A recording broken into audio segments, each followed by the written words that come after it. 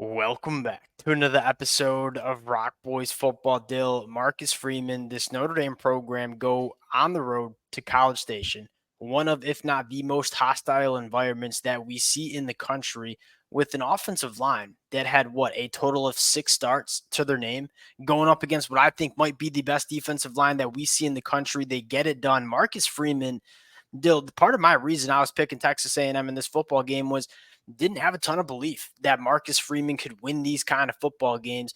And he made me look like an idiot. And I look at this Notre Dame team and say, I feel like this team is dangerous in 2024. The way he led that team out of the tunnel, Riley Leonard at quarterback, just a straight winner. I mean, you talk about quarterbacks. Is Riley Leonard going to be a quarterback that goes top 10 in the NFL draft? No, probably not. You talk about a quarterback that you want the football in his hands on a 4th and 1.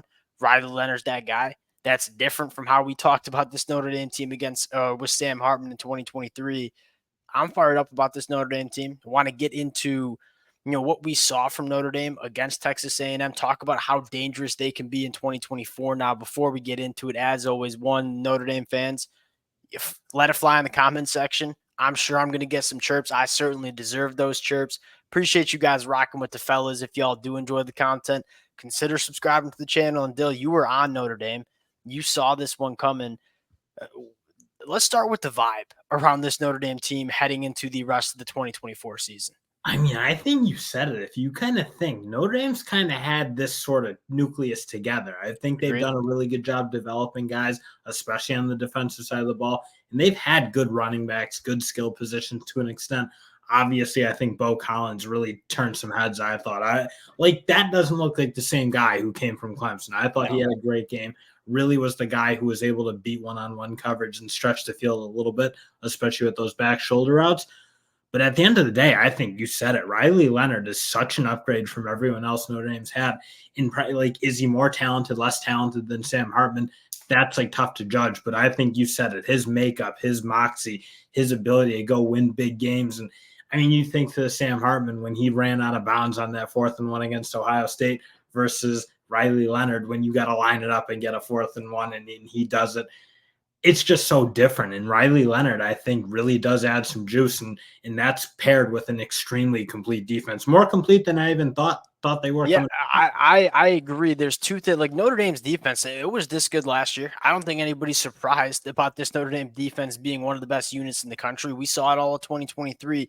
There's two things that are different. One, Riley Leonard at quarterback, who I would argue is certainly more physically gifted than Sam Hartman, but more importantly, just one of those quarterbacks that's a winner. But I think another thing that you can't kind of overlook is Marcus Freeman going into year 3 as a head coach. He seems much more comfortable being the head guy within this Notre Dame program, where the first 2 years, I think he was kind of learning on the fly, which certainly makes sense. The way he led that team out of the tunnel, onto the field in Texas A&M, that seemed a little bit different as well. But they were totally in control. It never felt like anything. They didn't even have moments where the game was getting out of hand. And you've seen that. And it'd be nice to obviously rally the troops when that happens, but it just never got to that point. They really did kind of feel in control for the bulk of that game. And they never flinched. There was points during that football game where I said, all right, Texas A&M maybe starting to get a little bit momentum at home. The crowd's getting into it. And then you look at Riley Leonard on the sideline, just cool as a cucumber. Again, that the team led by Marcus Freeman and Riley Leonard, it just kind of feels a little bit different in terms of the belief that they can win these kind of football games. Now, let's get into the football that we saw. And I want to start with the offensive line. Great. I picked Texas A&M purely because I had massive question marks about this Notre Dame offensive line going up against legitimate NFL talent on the Texas A&M defensive line. Until they ran the football for 199 yards, averaged almost 6 yards per carry. Riley Leonard took some heat in the pocket, no doubt about it. Texas A&M is going to do that to any Notre Dame offensive line. This was a young offensive line that went into a hostile environment, absolutely held their own against maybe the best defensive line in the country. And I think what's so fascinating about this, they're only getting better throughout the rest of the 2024 season. And where I want to start is in that interior. I thought the tackles stood their ground, and they definitely – I don't think they won that unit or battle. Not that I expected them to, but they definitely didn't get blown out to the extent that you can't win with. Obviously, they even did win that game. But what I really was impressed with was that interior. And that was a unit that I thought was not the downfall of what they were doing last year, but that was a unit that just simply wasn't good enough. I mean, credit to Marcus Freeman. You got two incumbent starters sitting on the bench in Coogan and Spindler, and you go with those three young guys, and they really played good football. I thought their ability to run the ball inside. And again, I thought Denbrock did a really good job varying the scheme, going to some pin and pull, using some of the power, and keeping that aggressive defensive line for Texas A&M on their heels a little bit. But at the end of the day, those guys were taking care of business. When they had their double teams, they were getting movement. When they had one-on-one base blocks, they were standing tall, doing their thing. And that really allowed Bryce and Love to have big, big games. And that was the key to that football game. I'll say this. These running backs are there was like a lot of national media talk. I didn't know Bryce had that in him. Regarding what this Notre Dame running back room is going to look like without Audric Estime, who was a great running back in 2023. And we kind of said it in the offseason. I think they got some really good backs that are young and maybe just a little bit more explosive when they get to the second level. We certainly saw that. You look at the numbers, Dill. Price, 6.3 yards per carry after contact for 6 missed tackles on only 8 carries. Jeremiah Love, 4.5 yards per contact. You can tell he's put on some weight. Like, he went from just kind of a burner, true freshman running back to a complete running back that can run between the tackles. 10 missed tackles forced on 14 carries. And that's a Texas A&M front seven that is very, very good. One of the best linebackers in the country in Torian York. When these running backs had the opportunity to make game-changing plays, they did that. And I thought that was a massive storyline, but you noted it too. The wide receivers feel a little bit different as well. Bo Collins, night and day different. I mean, we always said Bo Collins was an intriguing wide receiver at Clemson. Never could really find that consistency.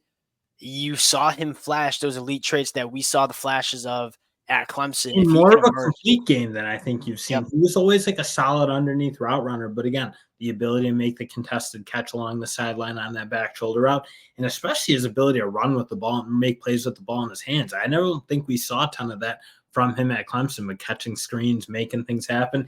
He did feel like the guy who they could kind of go to. And you saw Jordan Faison get sprinkled in, Chris Mitchell. Those guys obviously had solid games, but it does feel like Riley Leonard trusted Bo Collins, let's say, to make plays when they needed to make plays. And Cooper Flanagan stepping in at the tight end spot, I thought looked really good too. It wasn't like the most it's not going to jump out on the box score, right? 18 to 30 for 158 yards. I think what's most exciting is I really do think this Notre Dame offense only gets better. One, I do think that Texas A&M defense is going to be a top 10 defense in the country. I truly do believe that.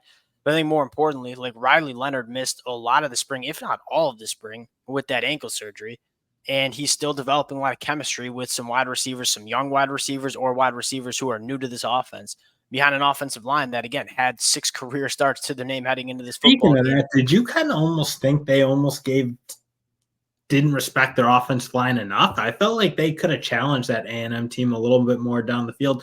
And obviously they didn't really have to. They weren't moving the ball a ton, but when they hit their big plays in the run game, they hit it. I'm not going to lie. I was kind of looking like, again, A&M's defensive line certainly got theirs, but I almost think they were putting too much respect on that A&M's defensive line with respect to what their offensive line was doing, because I thought they could have unleashed a little bit more and let Riley Leonard push the ball a little bit more, because I think that really rounds out and completes their offense, because I think there is another gear this Notre Dame team can get. I think that's an offense that certainly can have that gear. I think what you said, they didn't need to use it. Like when this Texas A&M defense or offense just showed no ability to move the football, you could count on this Notre Dame team to create some turnovers. Connor Wigman was just kind of lost within this Notre Dame defense. You probably didn't need to go to that. Now, if you need to go to that when you're playing Florida State or USC at the end of the year, you might see Notre Dame open it up a little bit more, because I am with you. I think there is another gear for that Notre Dame offense, but kind of like as Michigan fans, like we kind of saw that from Michigan in 2023. Like, hey, if we don't need to push the envelope and do anything risky because the defense is so good, just go win. The style points don't matter for this Notre Dame team. You go on the road and beat Texas A&M week 1. That's all that really anyone cares about. I think they just did what they needed to do to win. Let's talk about the defense, though, Dell. It's complete, arguably the most complete. And this is coming from a Michigan fan. It might be the most complete defense we see in the country. Like, from the defensive line to the backers to the secondary, find me a weakness. And we kind of had that conversation on Thursday night of like, how does Texas A&M get after this Notre Dame defense? And we kind of said, maybe you can kind of get after some of the young linebackers. Nope, absolutely not. That linebacker group is day one, go what, 5 to 6 deep, and two, they're all just like all American caliber dudes, elite linebacker room for Notre Dame. And you have a really nice set of skills in that room. I think you look at Jalen Sneed, just he was really awesome. He was so good, but he can cover. He plays the run effectively. He's physical at that size. Then you have your in-box linebacker in Thumper, I'd say, and Drake Bowen, he really impressed me. I mean, his ability to take on blocks, be really, really physical, make plays behind the line of scrimmage or at the line of scrimmage. Very impressed with his game. And then you sprinkle in guys like Viliamu Asa, who looks very comfortable as only a true freshman, and obviously Jack Kaiser as the elder statesman. But I think you look at some of those new guys, they're really bringing in, I think, a higher level of skill set than you would have seen with Jack Kaiser alone.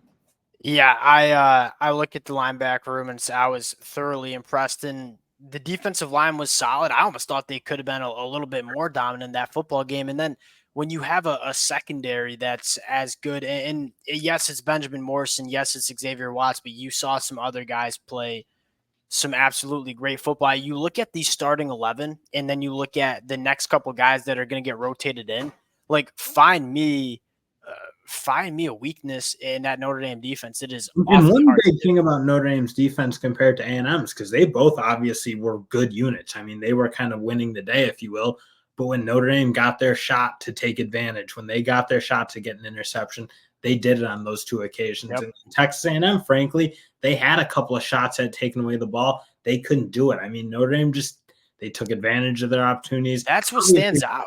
Like they made they just made the plays that you need to make to win those football games. You go back to a game like Ohio State last year, where you are clearly a team that can compete with some of the best teams in the country. Just didn't make those plays. You made those plays on the road in a hostile environment. And on both sides of the ball. I don't just want to say the defense is doing it, but as you kind of said, Riley Leonard was doing his thing. And I still think you got to shout out Mike Denbrock. He is a massive addition. His creativity, willing to open it up a little bit and do some different things. For last year, it felt like they were just going to kind of bash their heads against the wall, just running that power scheme that they like to run.